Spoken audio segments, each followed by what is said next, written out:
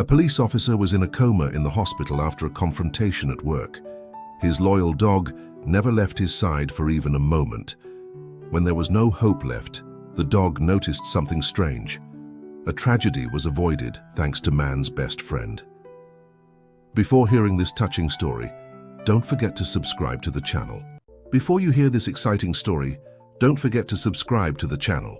The sun had barely risen when Sergeant Jack Thompson and his inseparable companion Max began another day of patrol on the streets of New York City. The German Shepherd, with his alert eyes and proud posture, occupied the passenger seat of the police cruiser, always on the lookout for any suspicious movement. After 5 years of partnership, the connection between the two was almost supernatural. A single glance was enough for one to understand exactly what the other was thinking. Jack adjusted the rear-view mirror, observing his reflection for a brief moment. The grey hair at his temples betrayed his 42 years of age, but his physical form remained impeccable, the result of years of discipline and dedication. Beside him, Max wagged his tail, eager to start another day of work. "Easy, partner," Jack smiled, stroking the dog's ears. The day's just beginning. The routine of that Thursday morning seemed normal, with typical rush-hour traffic and hurried people walking on the sidewalks. Jack and Max were doing their usual rounds in the neighborhood when the patrol car radio crackled with an urgent message. There was an incident in progress in downtown. "All units, attention. Suspicious vehicle at high speed on 5th Avenue, heading towards Greenwich Village. Black SUV, partially identified plate starting with XYZ, suspects possibly armed." Jack exchanged a quick glance with Max, who was already on alert, his ears perked up, catching every word of the communication. With a precise movement, the officer turned on the siren and accelerated towards the indicated location. The chase that followed was intense. The suspect vehicle weaved through traffic with expertise, endangering other drivers and pedestrians. Jack, with years of experience, remained calm while coordinating his movements with other patrol cars joining the pursuit. Max remained focused, his keen instincts sensing every change in the situation. The bond between officer and dog, forged in countless previous operations, once again proved fundamental. When the suspect vehicle made a sharp turn entering a less busy street, Jack knew it was time to act. "We're getting close, partner," Jack murmured, keeping his eyes fixed on the car ahead. Max responded with a low bark, understanding the tension in the air. The chase led them to a set of abandoned warehouses in the industrial zone. The location, with its deteriorated buildings and deserted streets, seemed straight out of an action movie. Jack knew he needed to be extremely cautious. Places like this were perfect for ambushes. Following protocol, he requested backup over the radio, while maintaining a safe distance from the suspect vehicle. Max was more agitated now, his behavior indicating that something wasn't right. Years of working together had taught Jack to trust his canine partner's instincts. "What are you sensing, buddy?" Jack whispered, carefully observing the surroundings while slowing down. The sky, clear earlier, was starting to cloud over with dark clouds, heralding a storm. The tense environment became even more charged with the change in weather. Jack could feel sweat drops running down his forehead as he maneuvered the patrol car through the corridors formed by the abandoned warehouses. Suddenly, the suspect vehicle braked abruptly in front of one of the largest warehouses. The doors opened, and 4 men jumped out, running in different directions. Max barked urgently, his muscles tense and ready for action. "Dispatch, suspects have dispersed in the warehouse complex on Industrial Street number 1500, requesting immediate backup." Jack communicated over the radio while preparing to exit the vehicle. With a precise command, Jack released Max, who leaped from the patrol car with the agility of an Olympic athlete. The dog already knew exactly what to do. Years of training and field experience had created a perfect synchronization between the partners. Jack followed his faithful companion, staying alert to any movement. The sound of rain starting to fall created a curtain of noise that made the task of locating the suspects even more challenging. The first thunders began to echo in the distance, increasing the tension of the moment. Max led the way, his keen nose picking up trails invisible to human eyes. Jack trusted his partner completely. This wasn't just a police dog, but a loyal friend who had proven his worth in countless critical situations. The rain gradually increased, turning the concrete ground into a slippery surface. The shadows of the warehouses seemed to come to life with the occasional lightning that cut across the sky. Jack and Max advanced methodically, checking every corner, every possible hiding place. Max's sudden bark alerted Jack to a movement on his right. One of the suspects had hidden behind a pile of old crates. Before Jack could react, the man emerged wielding a gun. "Freeze!" "Police!" Jack shouted, but his voice was partially drowned out by a deafening thunder. What followed happened in a matter of seconds, but to Jack, it seemed like an eternity in slow motion. The suspect pointed the gun, Max leaped towards him, and the sound of gunshots echoed through the abandoned warehouse, mixing with the thunders of the storm that was now falling with full force. The last thing Jack registered was Max's desperate bark and the sound of approaching backup sirens in the distance. After that, everything went dark. St. Luke's Hospital was in an uproar that rainy afternoon. Nurses and doctors rushed through the white antiseptic corridors, while Max, soaked and agitated, tried desperately to follow the gurney where his owner was being transported. Dr. Emily Parker, head of the trauma team, commanded the actions with surgical precision. Male patient, 42 years old, shot in confrontation, unstable pressure, needs immediate surgery. Her voice echoed through the corridors as the team headed to the operating room. Max barked insistently, resisting the security guards trying to restrain him. It took the intervention of Sarah, the veteran nurse of the hospital, to calm the animal. She knew the duo well. Jack and Max were famous at the hospital for their regular visits to the children's ward, where they brought comfort to hospitalized kids. "Easy, Max," whispered Sarah, kneeling beside the dog. "We'll take good care of him, I promise." In the hours that followed, Max remained seated in front of the operating room door, refusing to leave even when other officers tried to take him away. His amber eyes fixed on the swinging door, his ears attentive to every movement, every sound. In the waiting room, Captain David Miller, Jack's superior and close friend, paced back and forth. He knew the duo's story from the beginning, when Jack, still recovering from a difficult divorce, decided to adopt Max from the police kennel. The dog, at the time a puppy rejected for being considered problematic, found in Jack not just a trainer, but a true companion. "Those two are more than partners," David commented to Sarah, who was bringing water for Max. "They're family." The surgery extended for endless hours. Outside, the storm continued, as if the sky itself shared the anguish that hung in the hospital corridors. Max remained motionless, his fur still damp, refusing food and only occasionally accepting water. Finally, after almost 6 hours of procedure, Dr. Emily emerged from the operating room. Her expression was grave, and her words fell like a weight on all those present. "We did everything within our power," she began, removing her surgical cap. "But the situation is extremely delicate. The next 48 hours will be crucial." Jack was transferred to the ICU, where machines and monitors took on the task of maintaining his vital functions. Against all hospital protocols, but recognizing the exceptional situation, Dr. Emily allowed Max to remain in the unit's corridor. The days that followed were an emotional roller coaster. At times, Jack's vital signs showed improvement, bringing hope to everyone. At other moments, alarms would sound and medical teams would rush to stabilize him. Max remained there, a tireless sentinel, responding to each change in his owner's condition with barks or low whines. Sarah, who worked the night shift, developed a special routine with Max. During her breaks, she would sit next to him, telling stories about other patients who had recovered from equally critical situations. The dog listened attentively, as if understanding every word. On the third day, something changed. The monitors began to show increasingly weak signals, and the medical team was urgently called. Dr. Emily, after long attempts at stabilization, gathered the team and the officers, keeping vigil. "We need to be realistic," she said, her voice choked with contained emotion. "The signs are not responding as we hoped." It was at this moment that Max, who was lying in the corridor, abruptly stood up. His hair bristled, his nose pointed towards Jack's room. Before anyone could stop him, he ran into the room, jumping onto his partner's bed. "Get that dog out of here," shouted one of the doctors, but Sarah intervened. "Wait. Look." Max had his nose close to Jack's face, barking in a different, more urgent way, his eyes fixed on his partner's face, as if trying to communicate something that only he could perceive.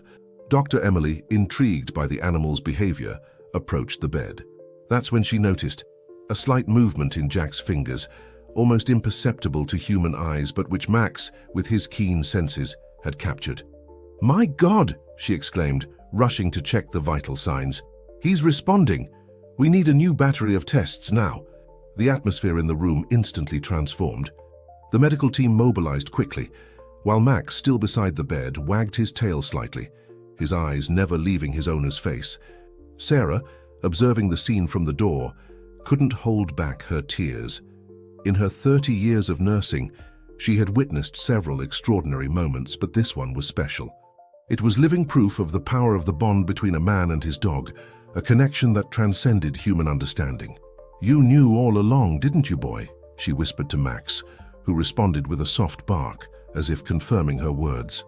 Room 507 of the ICU transformed into the epicenter of a phenomenon that the doctors at St. Luke's Hospital were still trying to understand. After the episode where Max detected the first signs of Jack's recovery, a series of extraordinary events began to unfold. Dr. Emily, intrigued by the sensitivity demonstrated by the dog, decided to do something unprecedented. She included Max as an integral part of the recovery process. With the authorization of the hospital board, she established specific times when the dog could remain by his owner's side, always under Sarah's supervision. "It's amazing how his vital signs stabilize in Max's presence," commented Dr. Emily, analyzing the monitoring graphs. "It's as if there's a silent communication between them." Sarah, who now coordinated the canine shifts, as she affectionately nicknamed Max's visits, watched in wonder the interaction between the animal and his unconscious owner. The dog developed an almost ritualistic behavior. He would arrive, gently place his head near Jack's hand, and remain like that, completely still for long periods. "You know," Sarah said to Dr. Emily during a shift change, "they say dogs can sense things that we humans can't perceive. Maybe Max is doing more for Jack than we imagine." The news of the dog who refused to abandon his owner began to circulate through the hospital. Other patients and their families often stopped at the door of room 507 to observe this unique demonstration of loyalty. The children from the pediatric ward, who already knew Max from previous visits, sent drawings that Sarah hung on the walls of the room. It was on a particularly busy afternoon that something extraordinary happened. Sarah was changing Jack's sheets, with Max in his usual post beside the bed, when she noticed a different movement. Jack's fingers, which before only showed occasional spasms, began to move in a more coordinated manner. "Dr. Emily!" called Sarah, her voice trembling with emotion. "Come quick!" Max, who had been agitated for a few minutes, started to bark softly, his tail wagging with an intensity he hadn't shown in days. Dr. Emily arrived in time to witness Jack opening his eyes for the first time in 2 weeks. "Where's Max?" were his first words, still weak and halting. The dog, upon hearing his owner's voice, couldn't contain himself. With a precise jump, he positioned himself next to Jack on the bed, licking his face while whimpering with joy. The scene moved even the most experienced doctors present in the room. "Easy, buddy," whispered Jack, his voice hoarse from the time of intubation. "I missed you too." The following days were of constant progress. Max's presence became even more fundamental, now not just as a guardian, but as a motivator. Jack, determined to recover, found extra strength when his partner was nearby. "It's impressive," commented the physiotherapist during a rehabilitation session. "When Max is present, Jack can push himself much harder in the exercises." The routine of room 507 gained new life. The visits, once silent and tense, transformed into moments of hope and even laughter. Captain Miller appeared regularly, bringing news from the department and stories to distract his friend. "You won't believe it," said David during one of his visits, "but Max has become a celebrity in the department. Even the chief is considering implementing a special training program based on the bond between officers and their dogs." Jack smiled, proud of his partner. During the long nights of recovery while watching Max sleeping beside his bed, a special privilege granted by Dr. Emily, he reflected on the invisible ties that bound them. Sarah, who continued supervising the visits even after Jack had regained consciousness, often found them conversing. Yes, conversing. Jack would talk, and Max would respond with different types of barks and expressions, in a communication that seemed to make total sense to both of them. "You know, Sarah," Jack said one night as she checked his vital signs, "during all the time I was unconscious, I could feel Max nearby. It was as if he was an anchor keeping me connected to this world. The nurse smiled, adjusting the IV. I don't doubt it at all. This dog didn't leave the hospital for a single day. I think he understands more about love and loyalty than many people out there. Jack's recovery progressed steadily, surpassing all medical expectations. Dr. Emily, in her notes, made sure to record the fundamental role that Max played in the process, setting a precedent for future cases where the presence of pets could benefit patient recovery. Spring was arriving in New York City, bringing with it a refreshing breeze that seemed to perfectly match Jack's recovery phase. After 6 weeks of hospitalization, he finally received medical clearance to leave, but the path to full recovery would still be long and challenging. Jack's apartment, a modest 3-bedroom in Greenwich Village, was adapted to receive the officer in his new condition. Rachel, his younger sister, temporarily moved in to help with his recovery, transforming the study into her provisional room. Max, more attentive than ever, assumed the position of personal nurse, always alert to any of his owner's needs. "You're spoiling that dog too much," Rachel joked, watching Jack share his breakfast with Max. "Pretty soon he'll want to have coffee in bed too." Jack smiled, stroking his faithful companion's ears. "After everything he did for me, he deserves caviar for breakfast." Home physiotherapy sessions became part of the daily routine. Melissa, the physiotherapist assigned by the hospital, was impressed with Max's active participation during the exercises. The dog seemed to understand perfectly when Jack needed extra encouragement, strategically positioning himself to serve as support or motivation. "In 15 years of practice," Melissa commented during a session, "I've never seen such a synchronized duo. It's as if Max knows exactly what you need and when you need it." The exercises, although challenging, were fundamental for Jack to regain his full mobility. Max transformed into a canine personal trainer, encouraging his owner to walk a little more each day through the building's corridors. The neighbors, who already knew the duo's story through local news reports, always stopped for a word of encouragement. "Look who's getting stronger every day," exclaimed Mrs. Johnson, the friendly lady from apartment 302, every morning when she encountered them in the elevator. "And you, Max, you're still the best nurse in the building." Regular visits to St. Luke's Hospital for medical follow-ups became veritable events. Max, who was already considered an honorary mascot of the institution, was received with special enthusiasm in the pediatric ward. Dr. Emily, noticing the positive impact the duo had on patients, suggested that once Jack was fully recovered, they participate in the patient visitation program. "You have a special gift," she explained during a consultation. "Your story inspires hope, and that's a powerful medicine." At night, when the apartment quieted down and Rachel had already retired, Jack and Max shared moments of reflection on the balcony. The officer, still processing everything that had happened, found comfort in his partner's understanding gaze. "You know, buddy," he whispered one of these nights, "we still have a mission to complete." Max perked up his ears, attentive as always to his owner's words. Jack knew they needed to find those responsible for the attack, but now his perspective was different. It was no longer about revenge, but about justice and prevention so that other families wouldn't go through the same ordeal. Captain Miller made regular visits, keeping Jack updated on the ongoing investigations. The team had made significant progress, but there were still important pieces of the puzzle to fit together. "We're getting close," David assured during one of his visits. Those criminals didn't count on the persistence of our team, and much less on Max's photographic memory. Indeed, the dog had proven to be a crucial witness. During preliminary investigations, he managed to identify important objects and locations related to the case, surprising even the most experienced investigators with his recall ability.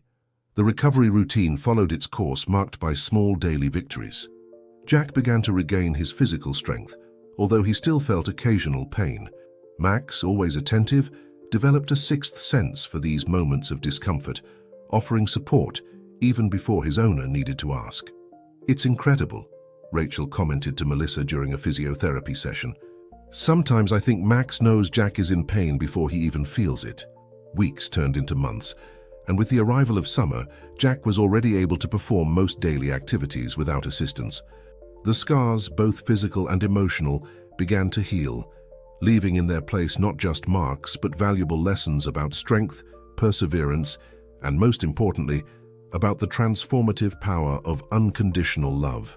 The police department never seemed so imposing as on that Monday morning. Jack, wearing his uniform for the first time in 6 months, adjusted his tie while observing the building through his car's windshield. Max, in the passenger seat, maintained his usual proud posture, but his eyes revealed contained excitement. "Ready to go back, partner?" Jack asked, receiving an enthusiastic bark in response. The return had been carefully planned. After intense physiotherapy sessions and rigorous medical evaluations, Jack finally received authorization to return to work, initially in administrative functions. However, he and Max had other plans in mind. As they walked through the precinct doors, they were greeted by a genuine ovation. Police officers, administrative staff, and even some civilians present applauded the duo's entrance. Captain Miller, with a broad smile on his face, was the first to approach. "Welcome back, heroes," he exclaimed, hugging Jack and patting Max's head. "We've got a lot of work waiting for you." The office that previously belonged only to Jack had been modified. A special space had been created for Max with a comfortable bed and even a small water fountain. On the wall, a new picture caught the eye, a photo of the duo taken during an award ceremony before the incident. "The team pitched in to get everything ready," David explained. "We thought you deserved a workspace worthy of you both." The first weeks were about readjustment. Jack dedicated himself to organizing reports and assisting in the training of new officers, sharing his experience and, most importantly, emphasizing the importance of teamwork and partnership with police dogs. Max, in turn, became a sort of inspirational mascot for the entire force. His story of loyalty and perseverance was used as an example in training, and his presence in motivational talks attracted officers from other precincts. "It's amazing how a dog can teach so much about humanity," commented a young officer after one of the talks. However, not everything was celebration and inspiring stories. During the quiet hours in his office, Jack dedicated himself to meticulously studying the files of the case that had almost cost him everything. With Max's help, who demonstrated an extraordinary memory for details of the incident, they began to reconstruct the events of that fateful day. "Look at this, partner," Jack murmured, spreading photographs across his desk. "There's something that doesn't fit." Max, who had been lying in his bed, immediately got up and approached the desk.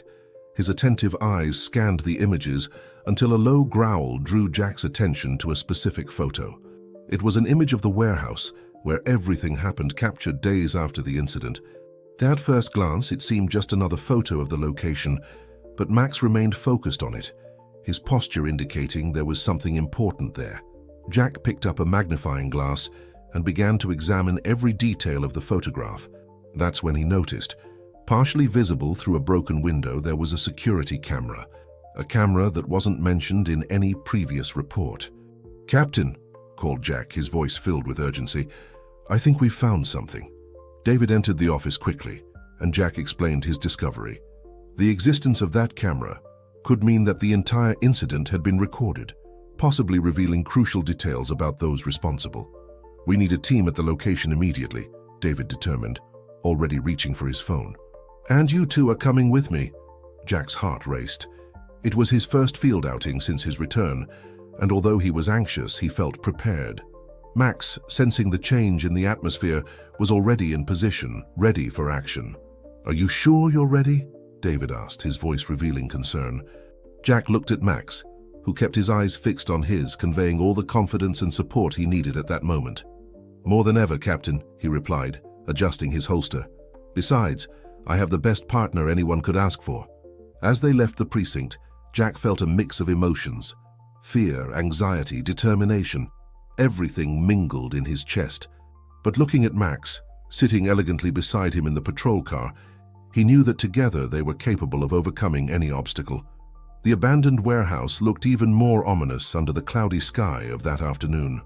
Jack, Max, and the investigation team cautiously advanced through the terrain, each step echoing in the oppressive silence of the place. The smell of rust and abandonment filled the air, bringing back memories that Jack would prefer to forget. "There," Jack pointed, indicating the broken window where the camera had been spotted in the photograph. The technical team quickly positioned themselves, using specialized equipment to access the hidden surveillance system. Jack remained alert, his eyes constantly scanning the environment. While Max sniffed the perimeter, his keen senses picking up nuances imperceptible to humans. "Officer Thompson," called one of the technicians, "we found something." Jack approached the improvised screen where the recovered images were being displayed. The scenes from the day of the incident began to unfold before his eyes, bringing forth an avalanche of emotions. Max, sensing his partner's tension, positioned himself by his side, offering silent support. The images revealed much more than they had expected. Not only did they show details of the chase and confrontation, but they also captured earlier moments when the criminals were planning their operation. Faces, names, and most importantly, connections began to emerge. "My God," muttered Captain Miller, who had arrived moments before. "This goes far beyond what we imagined." As they advanced in analyzing the images, a complex web of corruption and organized crime began to take shape. Influential politicians, prominent businessmen, and, to everyone's shock, even some names within the police force itself were implicated. Jack felt a knot in his stomach. The discovery was monumental, but also dangerous. They were dealing with powerful people, capable of doing anything to keep their secrets hidden. "We need to act with extreme caution," David warned, his expression grave. "This is bigger than all of us." In the days that followed, Jack and Max worked tirelessly, helping to unravel every detail of the collected evidence. Jack's apartment transformed into an improvised operations center, with maps, photos, and documents covering every available surface. Rachel, concerned about the intensity with which her brother was dedicating himself to the case, tried to ensure that he rested and ate properly. "Jack, you need to take care of yourself. There's no point in solving all this if you end up back in the hospital." But Jack was determined. Each piece of the puzzle that fit brought him not only closer to justice, but to answers for the questions that had tormented him since the incident. It was during one of these long nights of investigation that Max, who had been restless for hours, suddenly stood up, barking insistently at one of the photos scattered across the table. "What is it, buddy?" Jack asked, approaching. Max's focus was on a seemingly insignificant image, the parking lot of a luxury restaurant captured by a security camera near the warehouse. At first glance, nothing seemed out of the ordinary, but trusting his partner's instinct, Jack examined the photo more closely. That's when he saw it. Partially hidden by a parked car was a familiar face, a face that shouldn't be there. "It can't be," Jack whispered, the realization hitting him like a punch to the gut. The person in the photo was someone from within the police force, someone Jack trusted, someone who, according to all official reports, should have been elsewhere on the day of the incident. With trembling hands, Jack reached for his phone to contact Captain Miller, but hesitated. If there was a traitor so close, who could he really trust? Max, sensing his owner's distress, approached, resting his head on Jack's lap. That simple gesture brought clarity to the officer. He had a partner he could trust unconditionally. "Okay, Max," said Jack, his voice regaining determination. "We're going to do this the right way, together." The following morning would mark the beginning of a new phase in the investigation. Jack knew that the challenges ahead would be immense, that he would be facing not just criminals, but possibly some of his own colleagues. As the sun rose, casting its first rays over the city they had sworn to protect, Jack and Max prepared to face what could be the biggest challenge of their careers. The truth was within reach, and they were determined to bring it to light, no matter the cost. The tension was palpable in the air of the Internal Affairs conference room. Jack, with Max faithfully by his side, faced the serious faces of senior officers and internal investigators.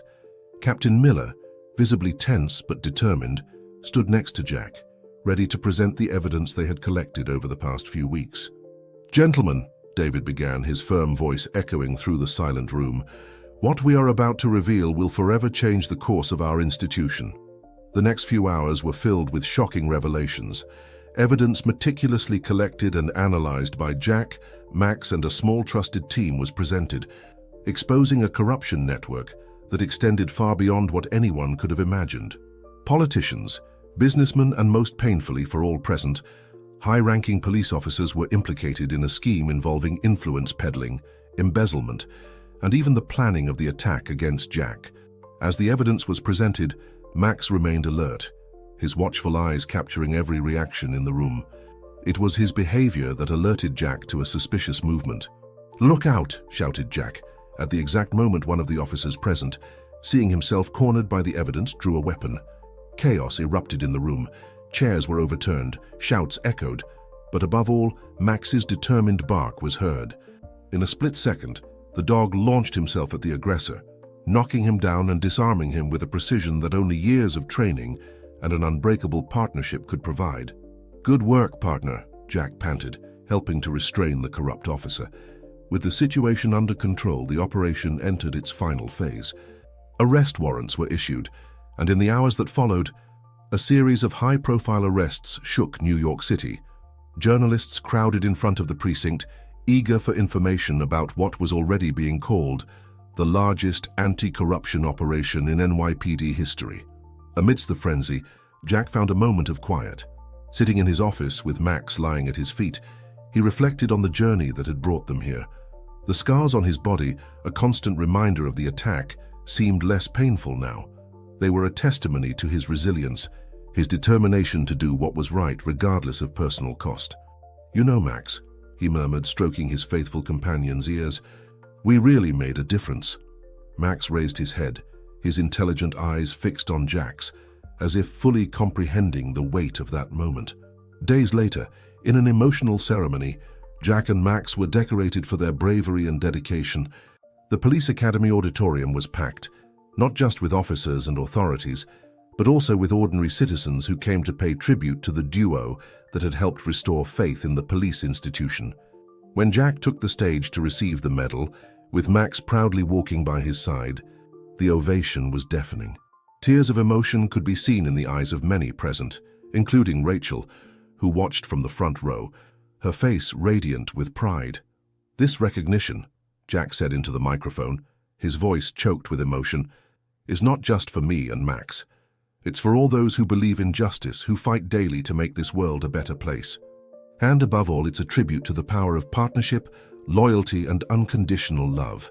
At the end of the ceremony, as they walked out of the auditorium under a rain of applause, Jack knelt down to be at eye level with Max. "Ready for our next mission, partner?" he asked, smiling. Max responded with an enthusiastic bark, wagging his tail. Together they left the building, ready to face any challenge the future might bring. The months that followed the anti-corruption operation were ones of intense transformation for the NYPD and for the city as a whole. Jack and Max, now recognized as symbols of integrity and courage, found themselves at the center of a silent revolution sweeping through law enforcement institutions.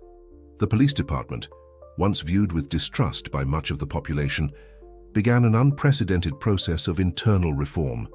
The new police chief, appointed after the fall of several corrupt officers, was a woman, Chief Laura Bennett, known for her incorruptible stance and commitment to transparency. "We are facing a unique opportunity," Laura declared in her first press conference. "The chance to rebuild trust between the police and the community we have sworn to protect."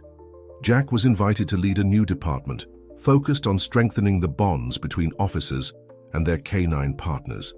The program, dubbed Bonds of Loyalty, quickly gained national notoriety, with other cities expressing interest in implementing similar initiatives. Max, in turn, became a local celebrity.